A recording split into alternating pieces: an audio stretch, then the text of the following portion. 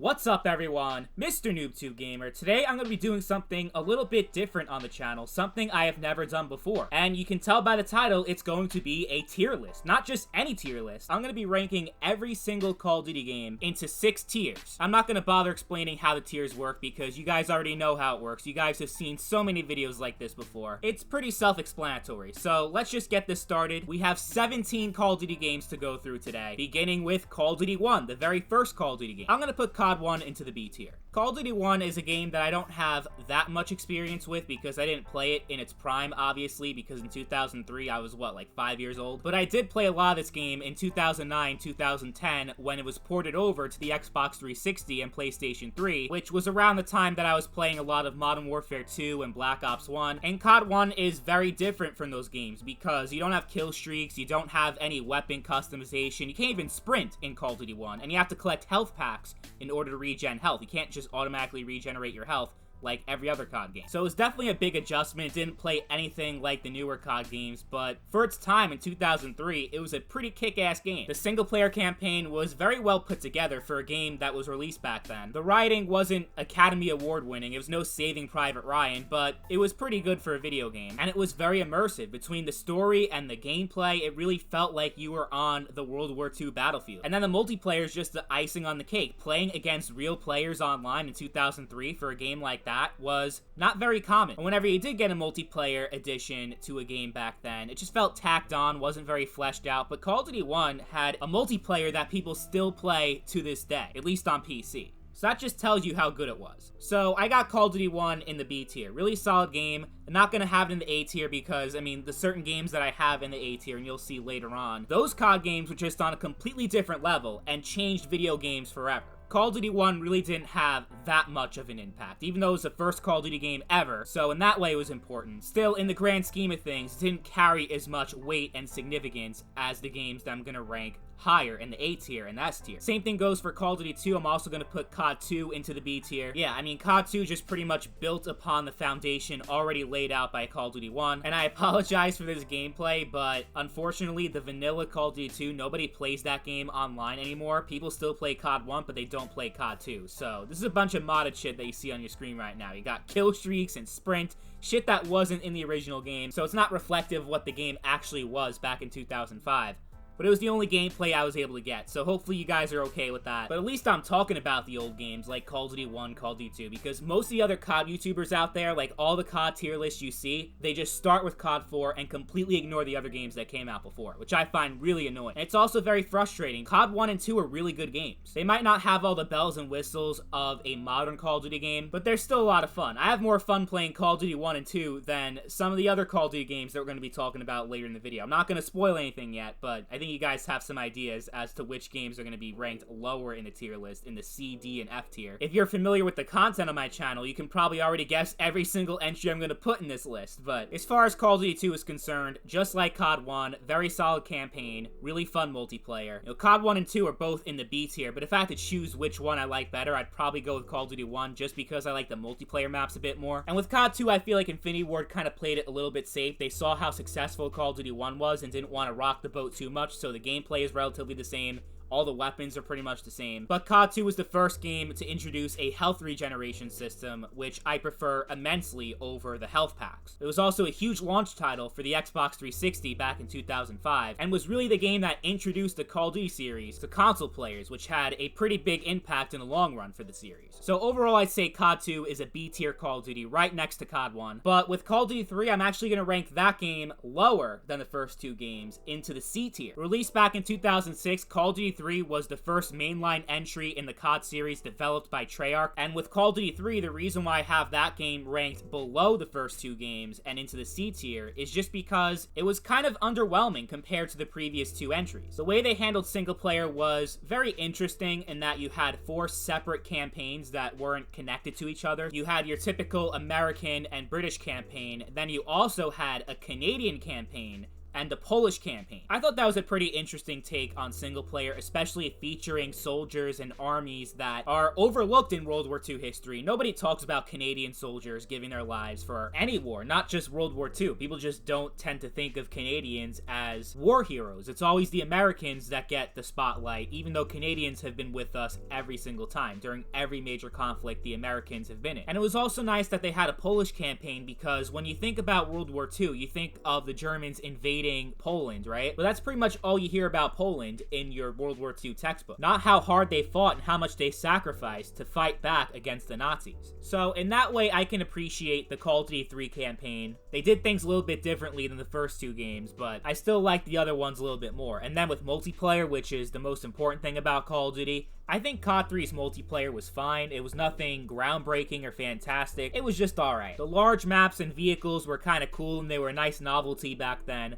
but I just think that Call of Duty 1 and 2 flowed a lot better, and the maps played a lot better in those games than the multiplayer in COD 3. But now we're going to get to the more interesting part of the video, because we're going to start talking about Call of Duty 4 and then the more modern iterations of the Call of Duty franchise. Call of Duty 4 easily goes to the A rank. I mean, come on. Not only is it one of the greatest Call of Duty games of all time, but it's also one of the most important games in all of gaming history. Can you guys imagine what the video game landscape would be like today if Call of Duty 4 never existed? It would be truly unimaginable, because it had such a profound impact on the way that we play video games today, especially with online gaming. And of course, the single player campaign was fantastic. It had iconic characters like Soap and Price. It was very well written, and the missions were a lot of fun to play. But the multiplayer was just on a whole nother level. Between the creative class system, where you can customize different attachments on your weapons, camos, and you can customize your perks, kill streaks where you get rewarded for staying alive and getting multiple kills in a row, all these things that we have never seen in an online game prior to that point. And in a year like 2007, where you had so many amazing games that came out around the same time, like Mass Effect 1, Assassin's Creed 1, and Halo 3, Call of Duty 4 was able to stand out above all of them.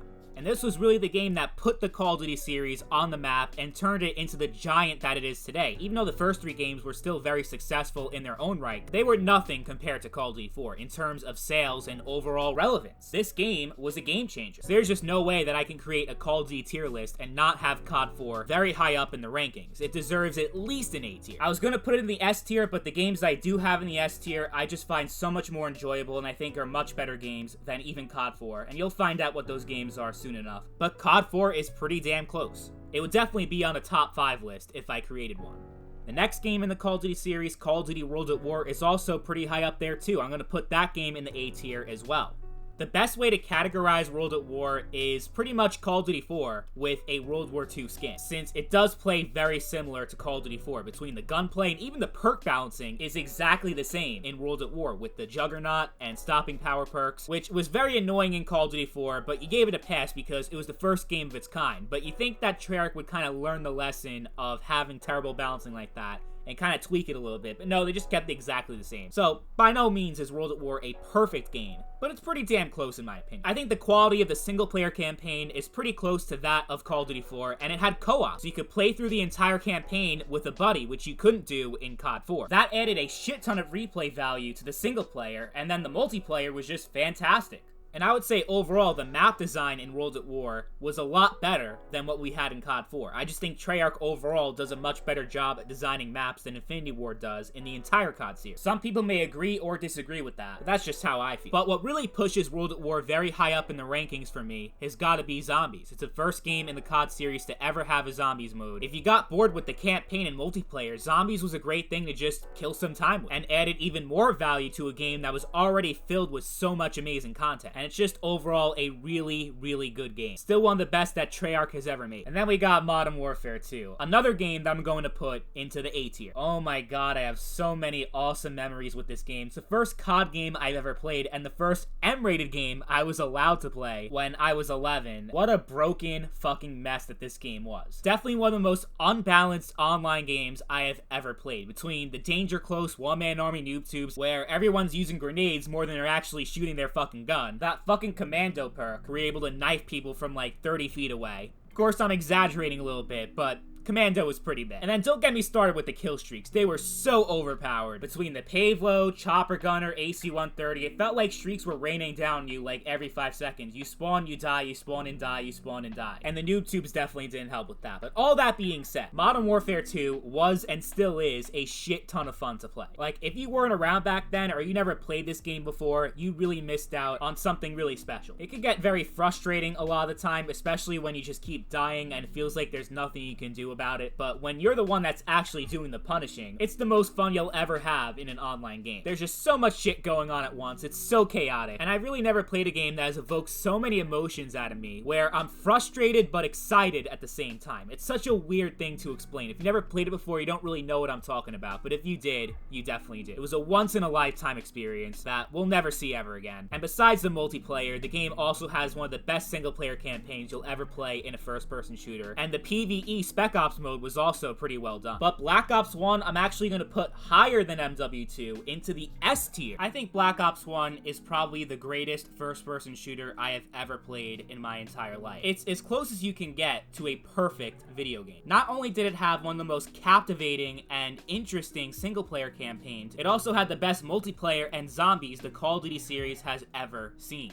And you can't name a single bad multiplayer map in Black Ops 1. They're all really fun to play. And yes, that includes Crisis and Crack. Modern Warfare 2, as much as I love that game, it had a few stinkers, like Derailed and Fuel. And as much as I was praising Modern Warfare 2 for being unbalanced and broken, it did get frustrating at times. I think Black Ops 1 had an overall better balancing and was a lot more fun to play. Even though there were certain things like Second Chance and Ghost and other things that weren't necessarily balanced, at least you can run around the map without having to worry about getting blown up by a noob tube or blown to shit by an AC-130. Black Ops 1 is definitely a game where it's a lot easier to run and gun instead of having to hide in buildings because there's too much explosive shit in MW2. And I also prefer the weapon variety in Black Ops 1. I feel like in Modern Warfare 2, everyone's just running the ACR, but in Black Ops 1, you had the Galil, FAMAS, AK-47, AK-74U. Most of the weapons in the game were viable. I just have so many great memories with this game. I guess part of the reason why I have it in the S tier is because of nostalgia, but to be fair, Modern Warfare 2 was my first Call of Duty, and I actually have it ranked lower than Black Ops 1. But I definitely miss those days where COD points were a thing that you would earn in-game instead of something that you actually had to put real money into in order to get. And don't worry, we'll talk a lot about microtransactions later on in the video, but there's no doubt that Black Ops 1 is worthy of being in the S tier of Call of Duty because it has a great single player, really fun multiplayer,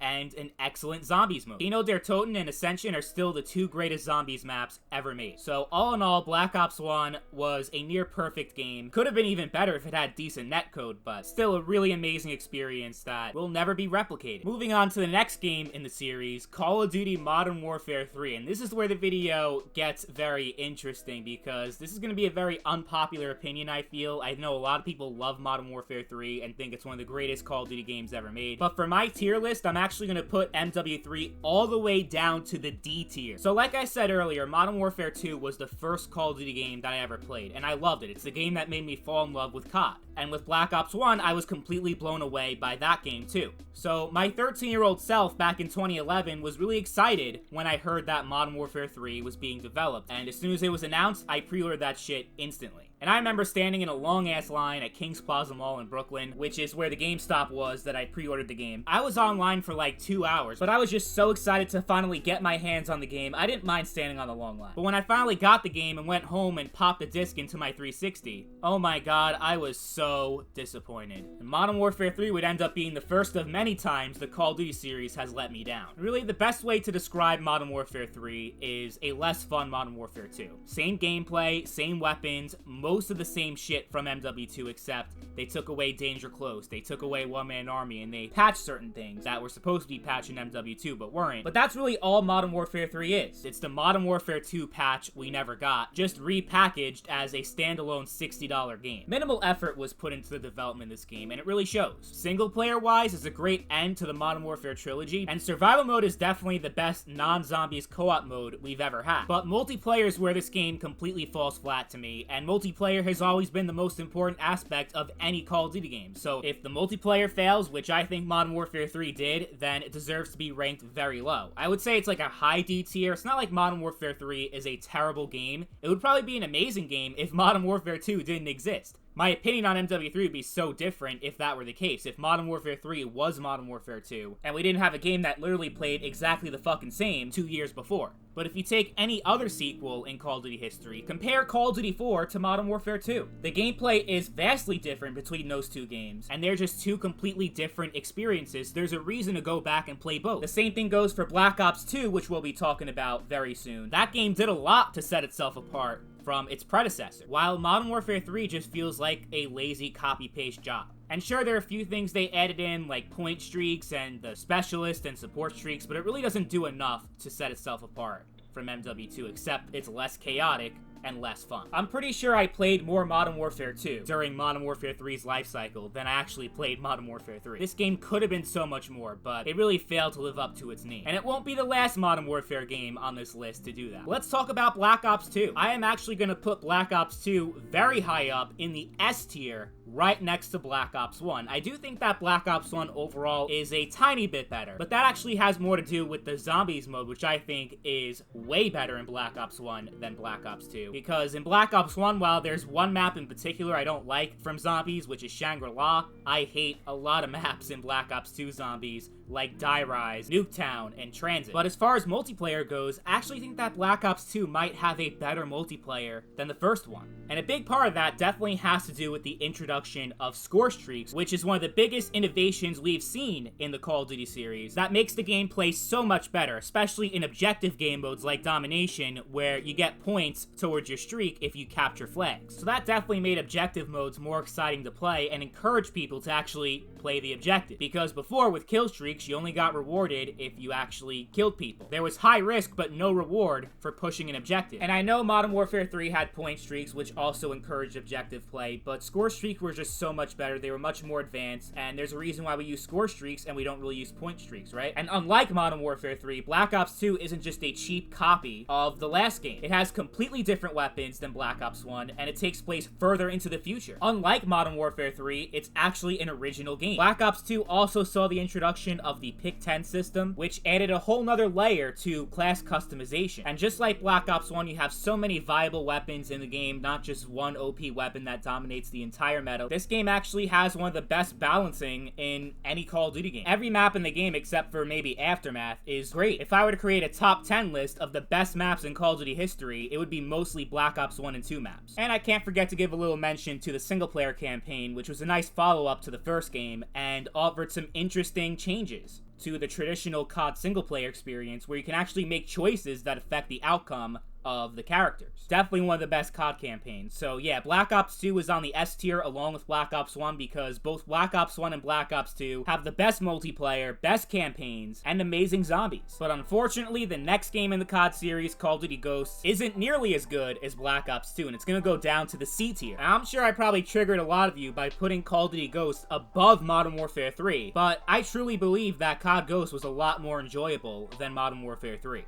Because MW3 was just a boring, uninspired piece of shit. And while COD Ghosts definitely has a lot of flaws, that's why it's in the C tier, not the B or A tier, it still got a lot more hate than it deserved. The one thing I agree with when people criticize COD Ghost is the map design is horrendous. No doubt about that. Terrible maps, though the silver lining is that every single DLC map in COD Ghost is amazing. And there are at least 2 or 3 good maps in the base game, like Freight, Tremor, and Strike Zone. But yeah, I would say overall the map design is probably the game's weakest point. If the maps were actually good, it would probably be ranked higher into the B tier at least. But everything else about COD Ghost is pretty solid. From my experience, COD Ghost has a better hit detection than most other COD games that have come out. The gunplay feels very smooth and responsive. The overall weapon design was pretty decent. I think it captured the near-futuristic setting pretty well. The overall balancing of the game, though, is pretty dicey because COD Ghost, in a lot of ways, was pay to win since the 2 best weapons in the game, the Maverick and the Ripper, were locked behind a DLC paywall. The game is very slow and campy even compared to COD 4 and Modern Warfare 2, partly because the map design is very camper friendly, and also the IEDs and IMSs makes it very hard to flank on a camper because you'll get blown up every single time. Very frustrating. And the streaks, they're decent, but are nothing compared to Modern Warfare 2 and Black Ops 2, Black Ops 1. I think where COD Ghost shines the most is in its rank progression and create a class system. The best we've had in any Call of Duty game, even to this day, where you can use squad points to unlock weapons instead of having to reach a certain level, so it's more fair to newer players while also being balanced. A lot less grindy than the other games. And I really can't understand why we haven't seen the Ghost create a class system make its way to any future releases. So many different perks to choose from and so many different combinations you could put into your class, and you also have the support and specialist streaks from MW3. Another thing I'd like to see return in another Call of Duty game would be the field orders, where there's a briefcase scattered around the map, and if you kill an enemy, you get the briefcase, and it gives you a certain objective you have to do. So one of them could be that you have to kill an enemy while you're jumping up in the air. You have to jump shot them. And if you complete the challenge, you get a care package or some nice reward. That added a nice, fun, extra layer to the gameplay. Overall, the multiplayer is okay. It's not amazing. It's not terrible. It's kind of in the middle. And I think the campaign is one of the best I've played in Call of Duty, but to be fair, campaign doesn't have nearly as much of a weight as the actual multiplayer does. But I'm still mad about that cliffhanger, and we'll never see a COD Ghost 2, obviously, because the game didn't have the best reception, so we'll never get to see that story get finished, which sucks ass, because it was quite good. And then you have Extinction, which was Infinity Ward's answer to Zombies from Treyarch. There's a reason why Extinction wasn't in Infinite Warfare and Modern Warfare 2019. It was nothing special. But overall, I'd say COD Ghost is an average game, worthy of the C tier, and yes, better than Modern Warfare 3, because at least Ghost tried to do some things original. And I know people are gonna bring up that COD Ghost had very similar cutscenes to MW2's campaign, but multiplayer-wise, Modern Warfare 3 was just a blatant rip-off of Modern Warfare 2, and was less fun than Modern Warfare 2, and was a much bigger letdown in my opinion than COD Ghost, because while COD Ghost was very disappointing in some regards, at least it was its own standalone series, but Modern Warfare 3 was the end of an epic trilogy, so expectations were much higher with Modern Warfare 3, and it failed to live up to them in almost every way. So yes, I stand by my ranking in having COD Ghost in the C tier and Modern Warfare 3 in the D tier, but speaking of D tier, we got another COD game worthy of that spot, which is Call of Duty Advanced Warfare. A game that's a great example of having amazing ideas, but terrible execution. Now, let me say, I wasn't against the idea of them making a futuristic Call of Duty game, especially at a time when people were accusing the COD series of being recycled and unoriginal and just being the same game every year. I thought the idea of a futuristic Call of Duty was very interesting and enticing. Unfortunately, actually playing the game, you can tell that a lot of the ideas weren't thought out that well, including the exosuit movement, where it's just you jumping up high in the air, and that's their futuristic movement system. It just felt like a gimmick and didn't actually do anything to change the gameplay in a meaningful way. It was just the same exact Call of Duty formula, except you can jump really, really high in the air, which was mostly used to run away from gunfights that you were losing. In comparison to games like Titanfall and even Black Ops 3 and Infinite Warfare, the futuristic movement system wasn't very fleshed out at all, and could have been so much more than it was. There were other things they tried out, like the customization of score streaks, which sounded like a very interesting thing, but when you actually do it, when you actually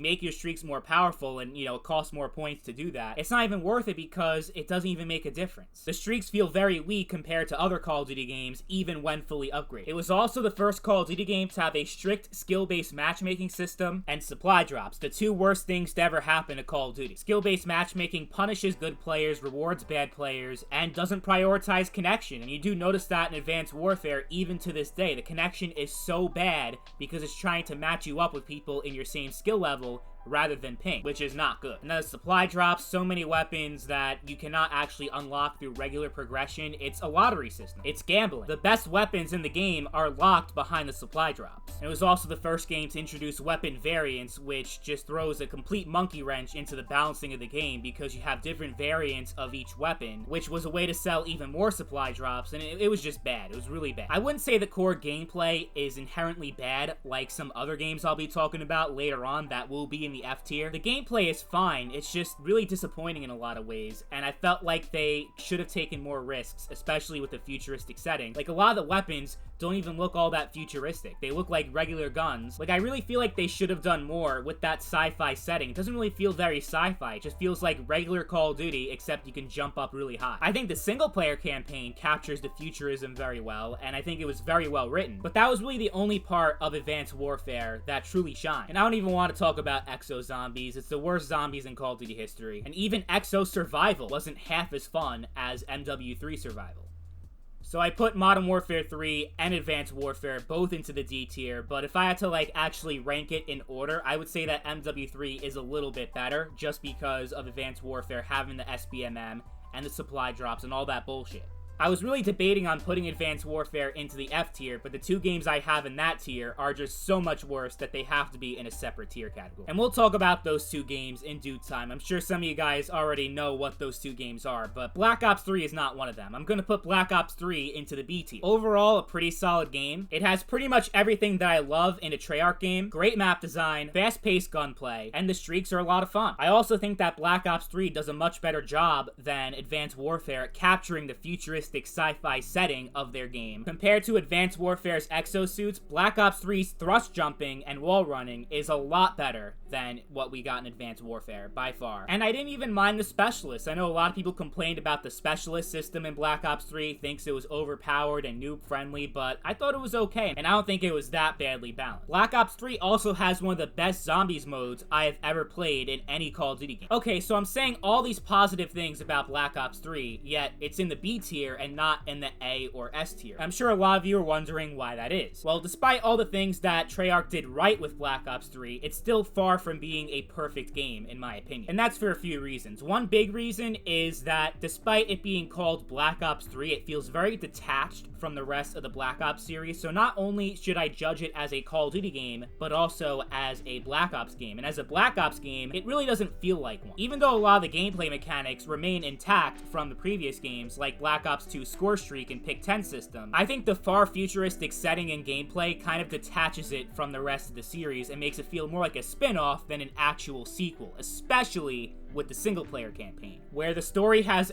absolutely nothing to do with anything that happened in the last two games. The campaign in general is just bad. Definitely the worst I've ever played in the entire COD series. You don't really have any memorable characters like you did in the Modern Warfare games and the other Black Ops games. Even Advanced Warfare had a much better campaign than Black Ops 3. Terrible writing, and it's just bad overall. I wouldn't recommend you play. And while I had a lot of good things to say about the multiplayer and zombies, which is definitely more important than the single player, I just can't put Black Ops 3 higher than the B tier because of how they handled the monetization of the game. The supply drops are back in Black Ops 3 from Advanced Warfare and are actually worse than what they were in AW, because the odds of you actually getting the weapon that you want, it's even lower in Black Ops 3 than it was in Advanced Warfare. Seriously, you could have been playing this game since launch day in 2015, so for 6 years, and you could have been grinding every single day for the past 6 years, and there's still a chance that you wouldn't even gotten the weapons that you wanted from the supply drop. And of course, the best weapons to use were in the supply drop, so it was a very unfair system. It wasn't even fair to people that were actually buying them, because again, the odds were so bad of actually getting a good weapon. So yeah, the way that Activision and Treyarch monetized Black Ops 3 was so bad that I can't even think about putting it into the A tier. It doesn't deserve it. Even the zombies mode had terrible monetization that had certain pay-to-win elements in it with the gobblegums that gave really unfair advantages to people that had the really good gobblegums, that it didn't even matter anymore what round you made it to because you were able to pay your way into getting a high score.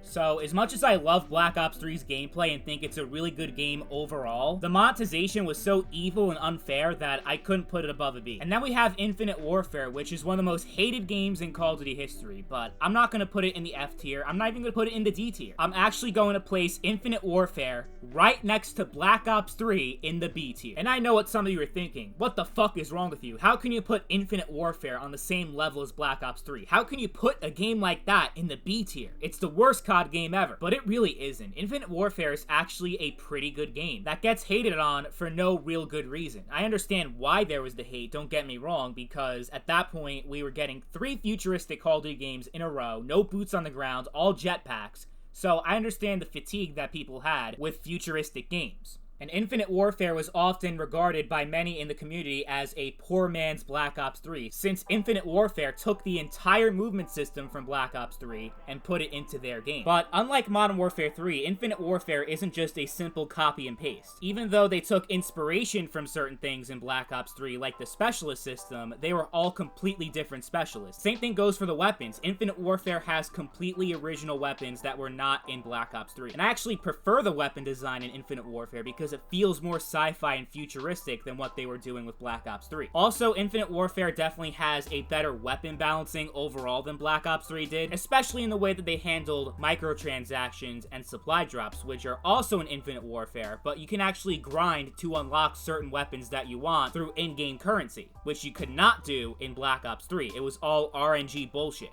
I think the map design is pretty close in quality between Black Ops 3 and Infinite Warfare. I'm not sure which I prefer. I'm probably going to give it to Black Ops 3, just they have a slight edge over Infinite Warfare, but these are some of the best maps that Infinity Ward has ever made in any of their games. There are very few maps I do not like in this game. So despite all the hate that Infinite Warfare gets, it actually has a really solid multiplayer that's a lot of fun to play. People never really gave it a chance. The rest of the game is also pretty damn good. It's a really good single-player campaign, and the Zombies mode is surprisingly fun, and is actually really close in quality to that of the Treyarch zombies, which is pretty unusual for a non-Treyarch developer to actually make a good zombies mode, but Infinity Ward pulled it off with Infinite Warfare. It was very well made. I would still give the edge to Black Ops 3 in terms of the zombies mode. I think Black Ops 3 still did it better, and I'm going to keep both games in the same tier category because although I really like Infinite Warfare and think it was a really good game, it was released at the wrong time. People did not want a third futuristic game in a row. It was Advanced Warfare in 2014, Black Ops 3 in 2015, and then in 2016, it was Infinite Warfare. And people had enough of that shit,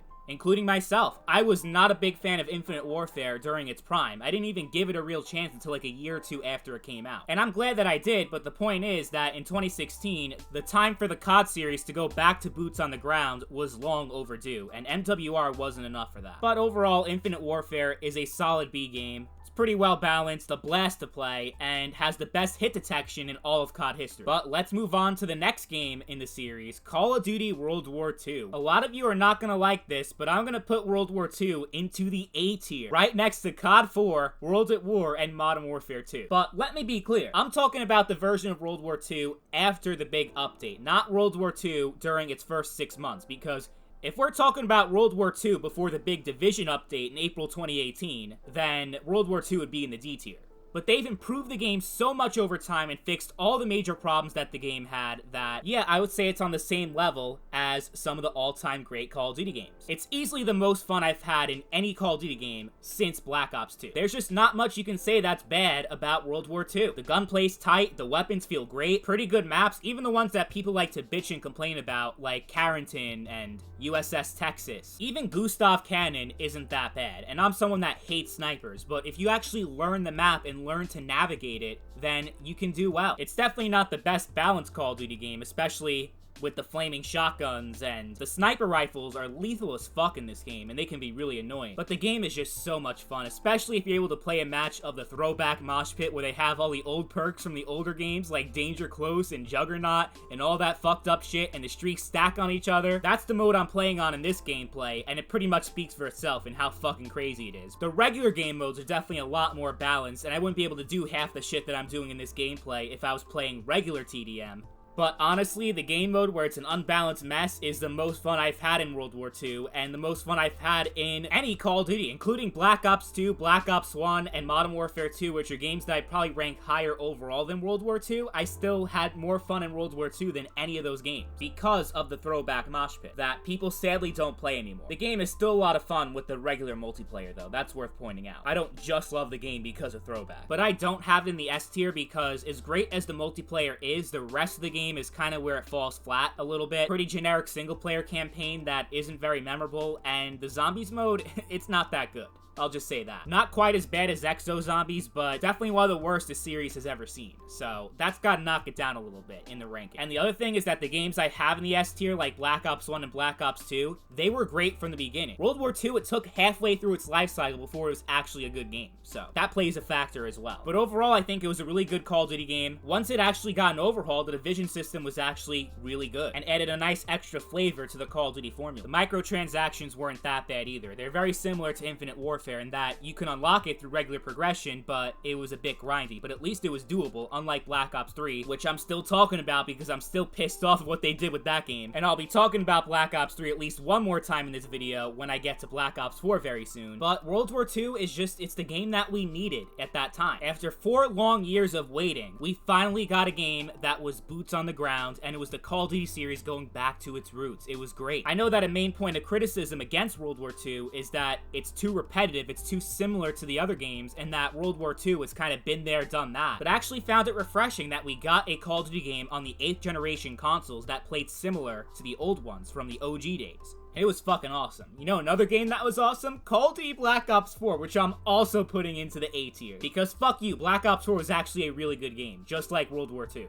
And yes, I think Black Ops 4 is better than Black Ops 3. Sure, you can guess why. Microtransactions, that's a big part of it. Black Ops 4 actually has the best monetization system in any Call of Duty game, besides Black Ops 2. Black Ops 2 was definitely the best because you didn't have anything, you didn't have battle passes, you didn't have any of that bullshit. They just sold camos for like $2. So yeah, I guess Black Ops 2 was the best, but Black Ops 4 was pretty close. Because in BO4, yeah, just like Black Ops 3, you have all these weapons that are locked behind crates and supply drops. You can't just unlock them by leveling up through regular progression. It was still really easy to get the DLC weapons in Black Ops 4 without grinding too much. Even Infinite Warfare in World War II, you had to grind for a lot more time than you did in Black Ops 4 to get the guns. And because of that, I have pretty much all the weapons I want from the supply drops in Black Ops 4, and I didn't put any real money into it at all. It was just regular gameplay. With 50 reserve crates, you can get a pick-a-weapon bribe for any gun that you want. So Black Ops 4 was just a much more rewarding multiplayer experience than Black Ops 3. So if you're questioning why I'm ranking it higher than Black Ops 3, that's why. And even though it took them a fucking year to actually fix the microtransactions, because during most of the game's life cycle, the microtransactions were just as bad as Black Ops 3. You know how that saying goes, better late than never, just like World War II. It was broken for a while, but it eventually got fixed. Not that that's an excuse, but it's worth giving some credit because Black Ops 3 never got fixed, ever. I also have Black Ops 4 ranked so high because I think the core gameplay is excellent. Just as fun as World War II and even Modern Warfare 2, I'll go that far. I think the best way to actually describe Black Ops 4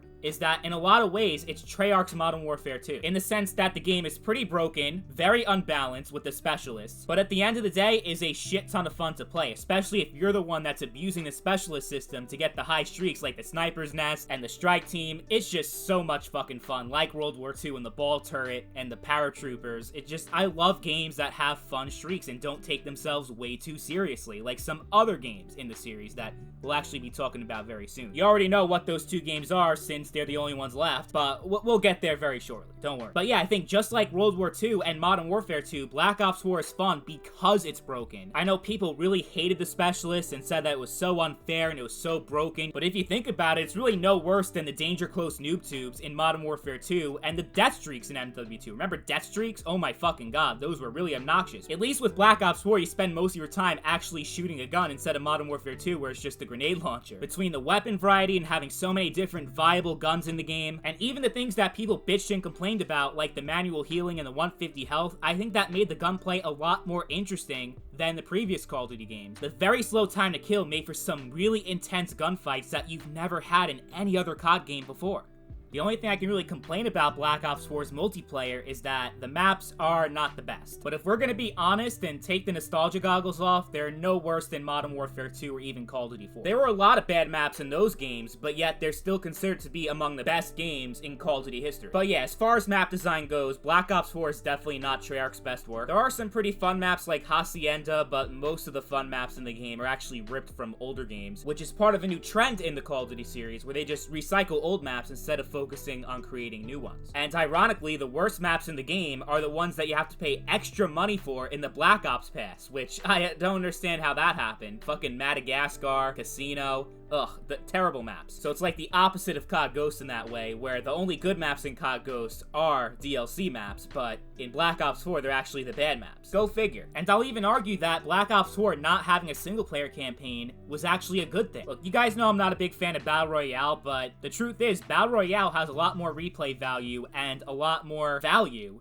than a standard single-player campaign that you'll beat in like 4 or 5 hours and never touch again. I hate BR, but I actually had a good amount of fun with Blackout. More fun than I ever had with Warzone, to be honest with you guys. But the zombies in Black Ops 4 were pretty underwhelming. Definitely the worst that we've ever had from Treyarch. Not as bad as World War II zombies or Exo zombies from Sledgehammer. I wouldn't even say that Black Ops 4 zombies were outright bad, just very disappointing. Even though games like Black Ops 3 and Infinite Warfare do have better zombies than Black Ops 4, I'm still ranking Black Ops 4 higher because the multiplayer is always the most important aspect of any Call of Duty game. And Black Ops 4, in my opinion, had a better multiplayer than those games. If the zombies were bad, like if the zombies were worse than World War II or something like that, I probably would have put Black Ops 4 down to B. But overall, I think Black Ops 4 is definitely worthy of an A ranking. Great multiplayer, fun battle royale, and a competent zombies mode. And if my video hasn't gotten bombed with dislikes yet, it's about to happen now, because now we're going to be talking about Call of Duty Modern Warfare 2019. This game is fucking terrible. The worst Call of Duty game ever made, by far. And it belongs in the F tier. It might have a decent single player, and the Spec Ops is passable, even though it really isn't anything great. It's alright, but the multiplayer is fucking atrocious, and is the absolute worst. First, there's skill-based matchmaking, where you're always getting matched up based on skill, and it was pretty bad in Advanced Warfare, but they took it to a whole nother extreme when they did Modern Warfare. You will rarely find a match where you're barely pulling above a 1 KD, because the skill-based matchmaking is very, very strict.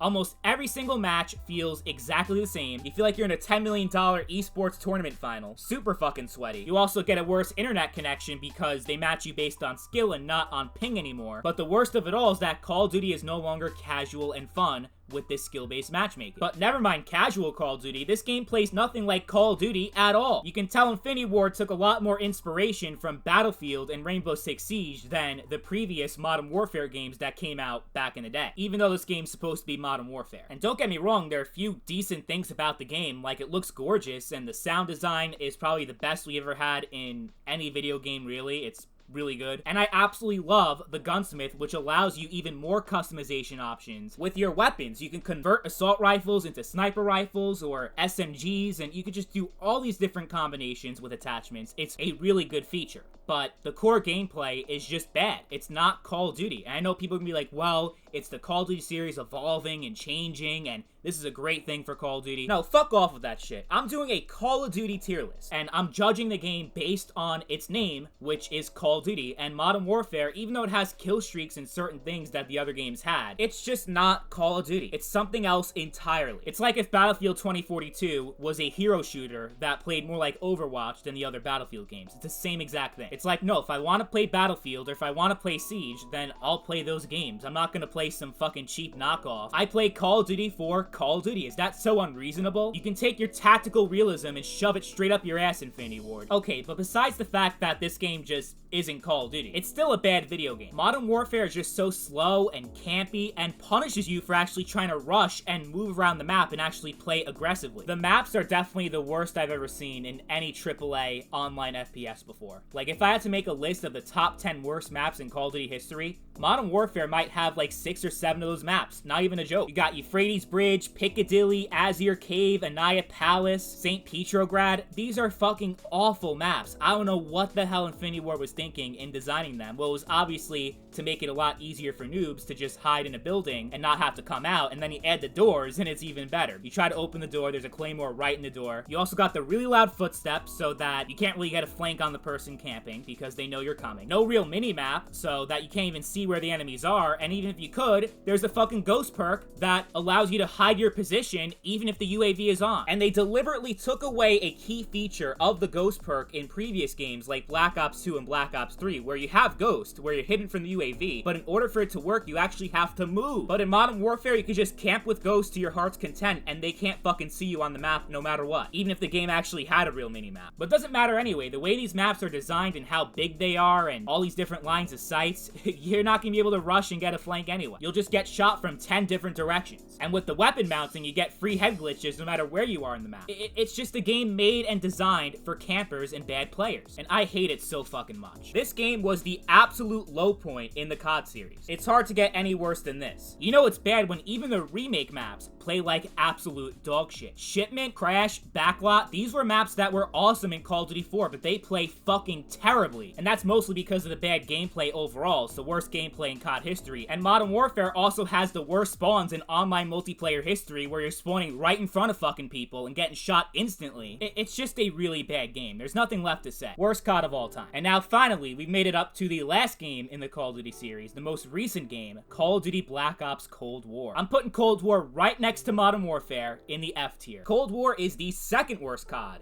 of all time. Just like Modern Warfare, Cold War has a pretty good single-player campaign, but that's not enough to save it. It's just not. I'm gonna talk about the multiplayer very soon, but the zombies, I think, is the most frustrating part of this entire game. Because with Cold War Zombies, Treyarch really set a great foundation. The first map was fucking awesome. And with the gameplay and all the features they added, like your creative class going over to zombies and kill streaks and all that shit, like it seemed like it was gonna be the best zombies since Black Ops 3. The problem is, we got no fucking zombies content in Cold War. And as of the recording of this video, in the month of July of 2021, we only got 3 zombies maps in 8 months. We just got the third map a few days ago, and I'm not counting Outbreak because Outbreak is just a lazy copy and paste. What the fuck was that I just dropped? I have no idea. Oh, it was a battery. Okay, that's weird. Not sure how that happened. But no, on some real shit, fuck Outbreak. It's just a copy and paste of Fireteam, which is another pretty bad game mode that I think plays like shit. But they literally just took the Fireteam map and put zombies in there and called it a brand new zombies map. No, fuck you. That shit ain't zombies. It doesn't even play like regular zombies. I don't know what the fuck it is. It's garbage. I'd rather play Exo Zombies than that bullshit. So yeah, zombies could have been great, but we had such little content that it doesn't make much of a difference. But if we actually did get a full fleshed out zombies experience, I would have put Call of Duty Black Ops Cold War higher than F. But still probably not much higher than D, because the multiplayer is just so bad. I'll say the multiplayer is better than Modern Warfare, but the bar is so low that that's not really much of a compliment.